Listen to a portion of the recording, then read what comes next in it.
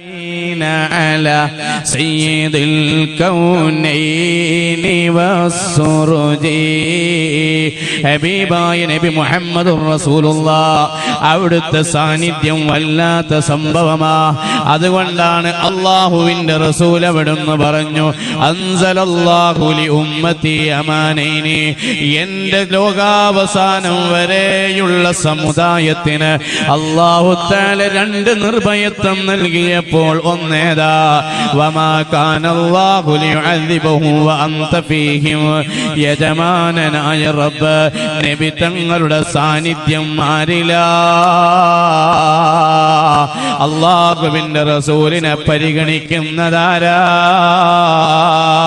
വമയ്യകും ബിറസൂലില്ലാഹി നുസ്റതുഹു ഇംദൽ ഖുൽ ഉസ്ദുബി അജാമിഹാത് ജുമി.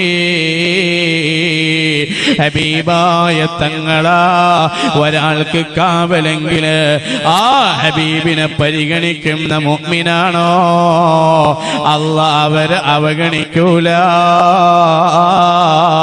യജമാനനായ റബ്ബുൽ ഇസ്സത്ത് ആ കൂട്ടത്തിൽ സാധുക്കളായ നമ്മെ എല്ലാവരെയും ഉൾപ്പെടുത്തുമാറാവട്ടെ. പ്രിയപ്പെട്ട സഹോദരന്മാരെ, അതുകൊണ്ട് തന്നെ ഒരു വ്യക്തിയെ സംബന്ധിച്ചിടത്തോളം നമ്മുടെ ജീവിതത്തിൽ എപ്പോഴും വേണ്ടത് ഹബീബാണ്. കാരണം നമുക്ക് വേണ്ടതെല്ലാം പറഞ്ഞു തന്നത് ഹബീബാ. അല്ലാഹുവേ, ഹബീബിനെ ഞങ്ങൾ കണ്ടിട്ടില്ല. സ്വാലിഹീങ്ങൾ മരിക്കുമ്പോൾ ഹബീബ് റെക്കമെൻഡ് പറയാൻ വരുമെന്ന് കേട്ടിട്ടുണ്ട്. ആ ഭാഗ്യമുള്ള സജ്ജനങ്ങളിൽ ഞങ്ങളെ എല്ലാവരെയും ഉൾപ്പെടുത്തണം അല്ലാഹ്.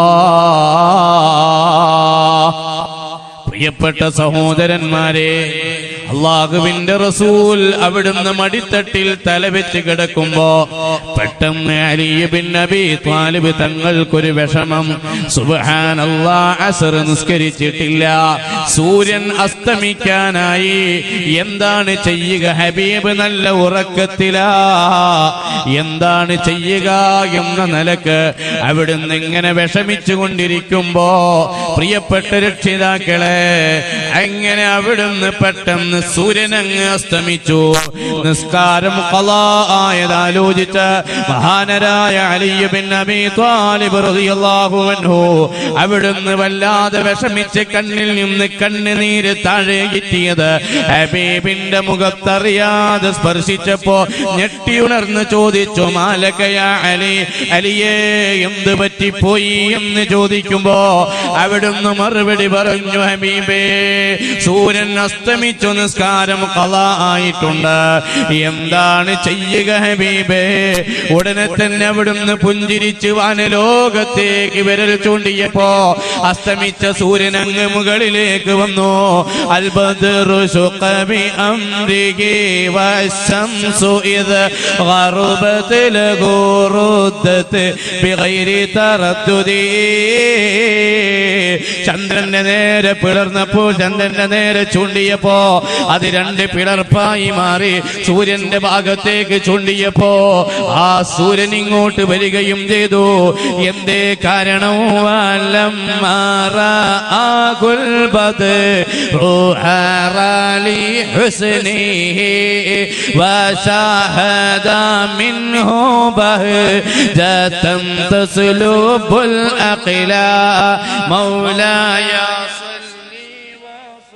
ഇടക്കൊന്നും നനച്ചു കൊടുത്ത് അങ്ങക്കൊരു സലാത്തുമായി, നമുക്കൊരു ആയിക്കോട്ടെ, കുറച്ചുണ്ട് ഞാൻ അടുത്ത ട്രിപ്പ്. അപ്പൊ പ്രിയപ്പെട്ട സഹോദരന്മാരെ, ഒരുപാട് കഠിനാധ്വാനം ചെയ്ത് ഈ റബീഉൽ അവ്വലില് ഒരുപാട് സ്ഥലത്തേക്ക് വയതിനു പറ്റി. ഇത്ര നീളമുള്ള മാല ലൈറ്റ് ഇവിടെ കണ്ടിട്ടോ, വജ് മുഴുവനും നമ്മൾ കെട്ടിയല്ലേ. അൽഹംദുലില്ലാഹ്, എന്റെ ജീവിതത്തിൽ തന്നെ വളരെ എത്ര കോലം നീളം അള്ളാഹുവിന്റെ ഹബീബിന്റെ പേരിൽ അലങ്കരിച്ച അത് സ്വർഗത്തിലേക്കുള്ള വഴിയാക്കി അള്ളാഹു നമുക്ക് എളുപ്പാക്കട്ടെ. ഒരു സംഗതി തന്നെ. അതുപോലെ തന്നെ എന്തെല്ലാം സംഭവങ്ങൾ മർക്കസ് സമ്മേളനത്തിന് അങ്ങനത്തെ സ്റ്റേജ് കാണുന്നത് എന്തോ ഒരു ഉഷാറുള്ള അല്ലേ. അള്ളാഹു ഇതിന്റെ പിന്നിൽ പ്രവർത്തിച്ച എല്ലാവർക്കും അർഹമായ പ്രതിഫലം നൽകട്ടെ. എല്ലാ കുറവുകളും അല്ല പരിഹരിക്കട്ടെ. പ്രിയപ്പെട്ട സഹോദരന്മാരെ, അപ്പൊ ജീവനില്ലാത്ത വസ്തുക്കൾ നബി തങ്ങളെ പരിഗണിച്ചു. ഇനിയോ ഇവിടെയുള്ള വൃക്ഷങ്ങൾ ഹബീബിനെ പരിഗണിക്കുകയാണ്. നബി സല്ലല്ലാഹു അലൈഹി വസല്ലമ തങ്ങൾ വിളിക്കുമ്പോൾ വരുന്നു. ഹബീബായ തങ്ങൾ വിളിക്കുമ്പോൾ മരങ്ങൾ ഓടിവരികയാണ്. എത്രയോ ചരിത്രങ്ങളുണ്ട്. ഒരു ദിവസം നബി സല്ലല്ലാഹു അലൈഹി വസല്ലമ തങ്ങൾ ഒരു ഭാഗത്തിരിക്കുമ്പോ ഒരു ആറാബിയായ മനുഷ്യൻ ഇങ്ങ് വന്നു. ആ ആറാബിയായ മനുഷ്യൻ നബി തങ്ങളോട് ചോദിച്ചു, നിങ്ങൾ നബിയാണെന്ന് പറയുന്നുണ്ടല്ലോ, വമാ അലാമത്തു നുബുവതിക, നിങ്ങൾ ഒരു നബിയാണ് എന്നുള്ളതിന്റെ അടയാളം എന്താണ്? ഒരു പ്രവാചകനാണ് എന്നുള്ളതിന് എനിക്ക് കാണാൻ വല്ല ദൃഷ്ടാന്തങ്ങളും ഉണ്ടോ? ഉടനെ ഈ സാധാരണക്കാരനായ അറാബിയോട് പറഞ്ഞു, മോനെ, ആ ദൂരെ കാണുന്ന മരത്തോട് പറ, മുഹമ്മദ് നബി വിളിക്കുന്നുണ്ട്, റസൂലുള്ള വിളിക്കുന്നുണ്ടെന്ന് പറ. ആ മരത്തോടങ്ങ് പറഞ്ഞപ്പോ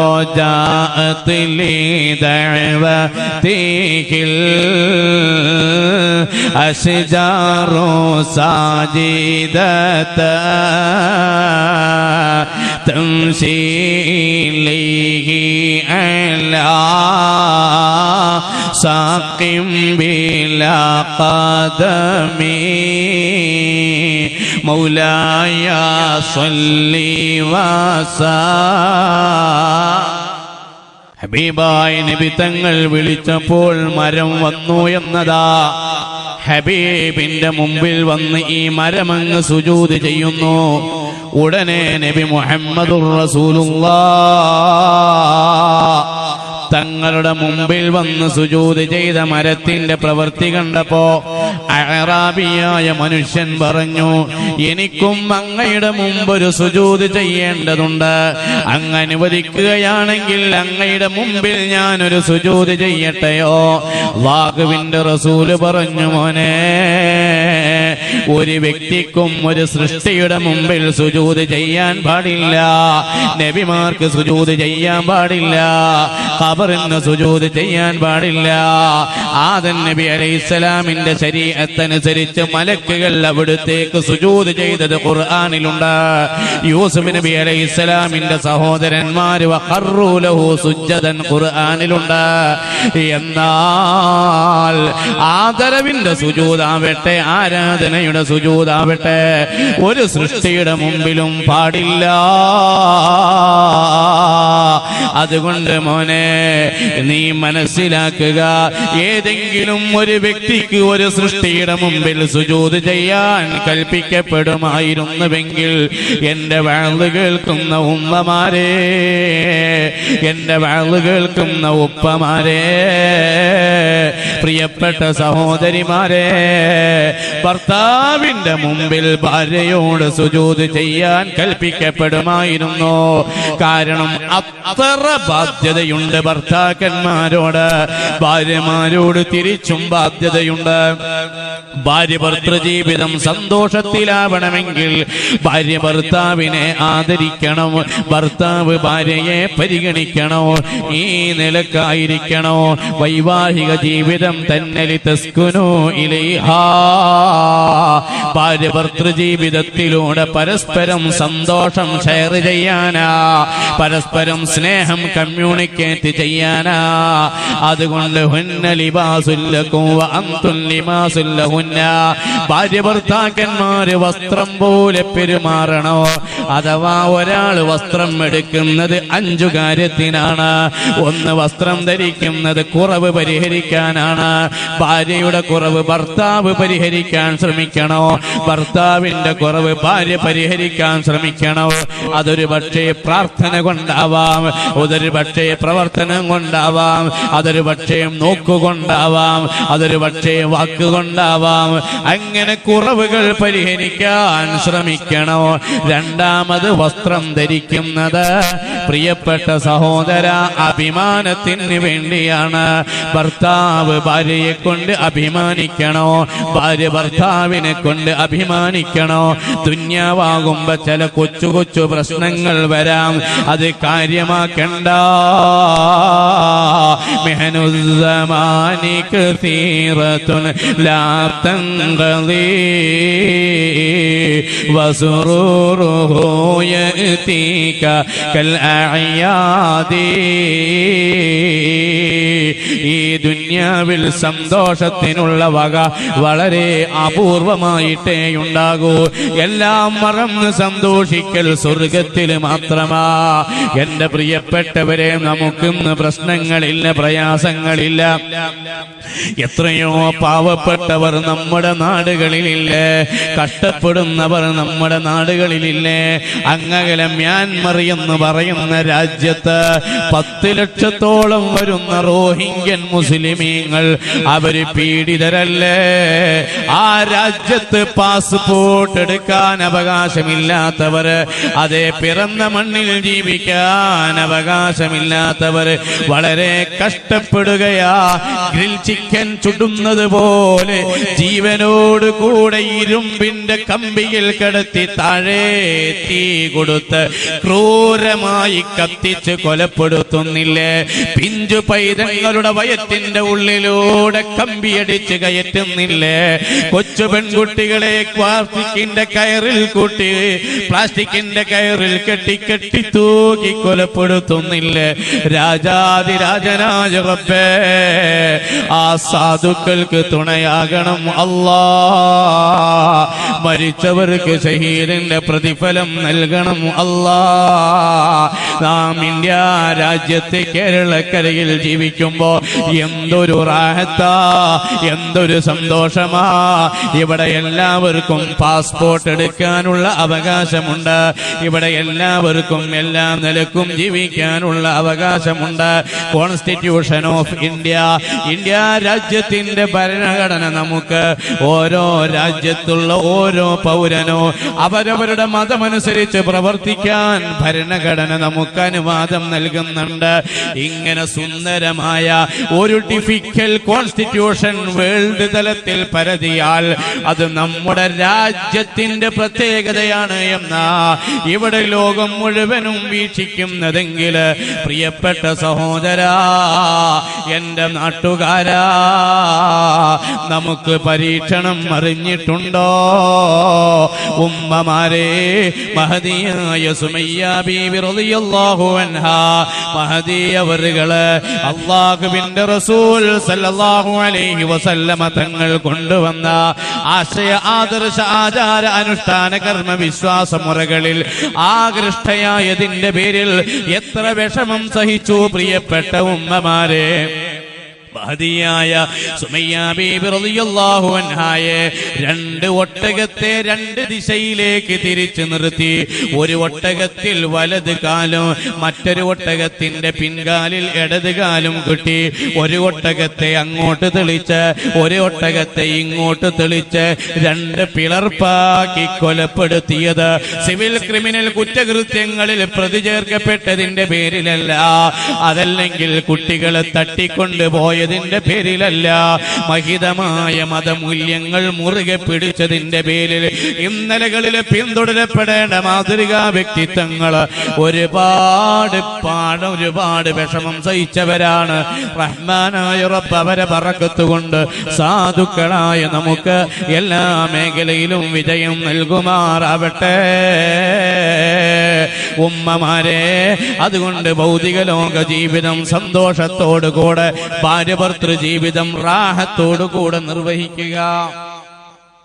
വെറുതെ അങ്ങോട്ടും ഇങ്ങോട്ടും പറയാതെ, ചെറിയ ചെറിയ വിഷയങ്ങൾക്ക് കലഹിക്കാതെ, പ്രശ്നം ഉണ്ടാകാൻ ഒരു പണിയില്ലല്ലോ.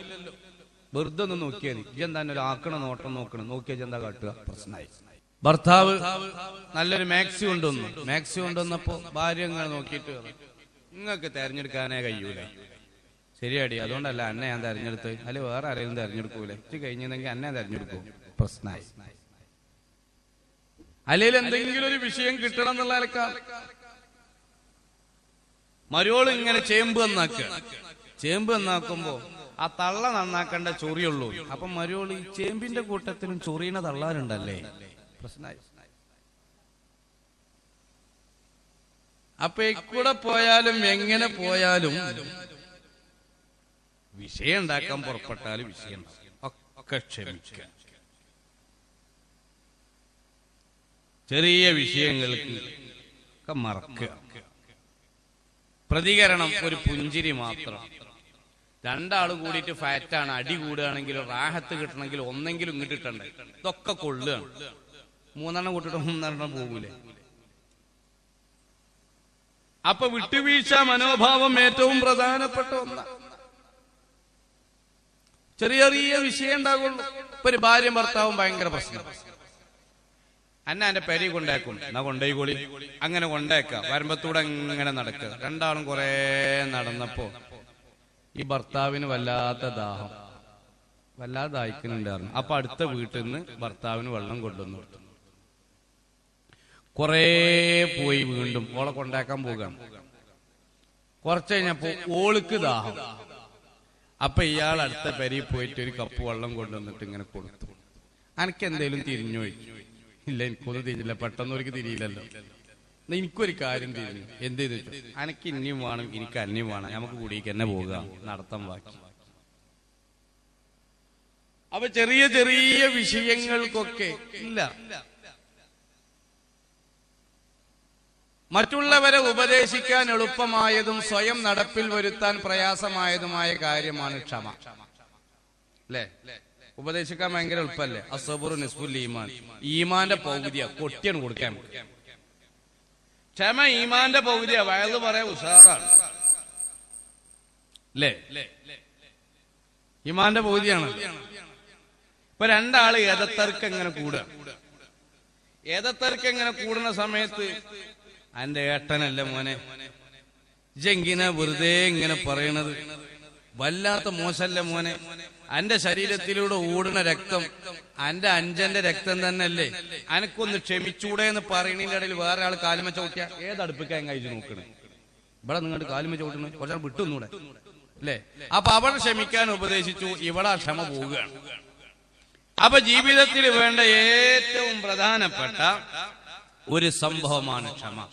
ഞാൻ പറഞ്ഞു വന്നത്, ഭർത്താവിന്റെ മുമ്പിൽ ഭാര്യ സുജൂദ് കൊണ്ട് അലോട്ടുണ്ടെങ്കിൽ ഒരു സൃഷ്ടിക്ക് മറ്റൊരു സൃഷ്ടിയുടെ മുമ്പിൽ സുജൂദ് ചെയ്യാൻ കൽപ്പിക്കപ്പെടുമായിരുന്നുവെങ്കിൽ ഭാര്യ ഭർത്താവിന്റെ മുമ്പിൽ സുജൂദ് ചെയ്യേണ്ടിയിരുന്നു. വസ്സാദിഖുൽ മസ്തൂഖ് ഹബീബ് മുഹമ്മദുർ റസൂലുള്ളാഹി. സലാത്തിന് ഊക്ക് പോരാ, തണുപ്പുണ്ടോ? എന്ത് തണുപ്പ്?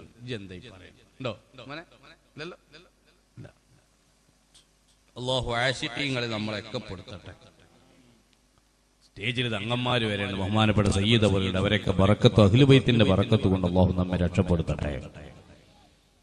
പ്രിയപ്പെട്ട സഹോദരന്മാരെ, സഹോദരിമാരെ,